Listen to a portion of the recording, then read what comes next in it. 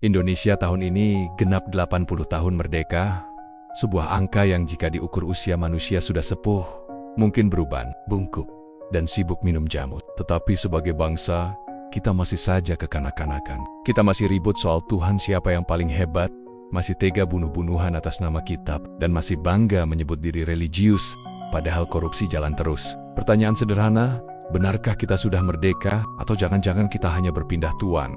Dari penjajah Belanda ke penjajah Jepang, dari rezim Orde Baru ke rezim reformasi, lalu kini ke penjajah paling berbahaya, penjajah dogma dalam kepala kita sendiri. Kolonialisme dogma sejarah membuktikan, penjajahan tidak selalu datang dengan bedil. Kadang ia datang dengan kitab di tangan. Belanda tahu betul, bangsa ini akan sulit dilawan kalau bersatu.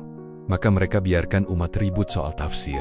Mereka rawat perpecahan itu, sambil duduk tenang menguras rempah-rempah Nusantara.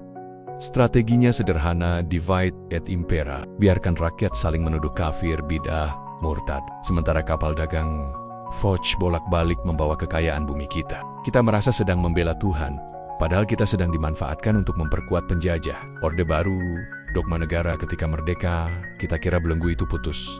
Nyatanya tidak. Bedanya, kali ini bukan Belanda yang menancapkan kuku, melainkan penguasa lokal sendiri. Orde Baru adalah contoh paling canggih bagaimana dogma dipakai sebagai alat kontrol. Kita dipaksa ikut penataran P4, menghafal butir-butir Pancasila, sambil dilarang berpikir kritis. Setiap siswa dijejali doktrin NKRI harga mati, tapi rakyat kecil tetap harga mati.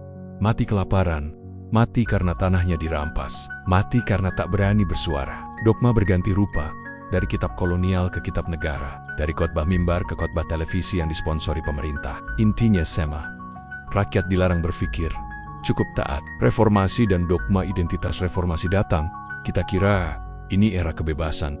Ternyata kita salah lagi. Kini justru dogma identitas naik panggung. Para politisi belajar cepat, nama Tuhan bisa dijadikan sponsor kampanye. Ayat kitab diubah jadi spanduk pemilu. Surga dan neraka jadi jargon murahan tiap 5 tahun sekali. Masjid, gereja, pura, vihara semua ikut jadi panggung politik. Tuhan diseret turun ke kotak suara. Seolah yang bisa menjamin kursi surga adalah Komisi Pemilihan Umum, dan rakyat, seperti biasa, masih terlena. Bangga dengan mayoritas, sibuk menghitung statistik umat, sibuk memastikan siapa halal siapa haram. Padahal, mayoritas lapar tidak bisa diatasi dengan ayat, dan minoritas kaya bisa membeli politisi dengan mudah. Agama yang katanya cinta lucunya, semua ini dibungkus jargon manis. Agama mengajarkan cinta kasih.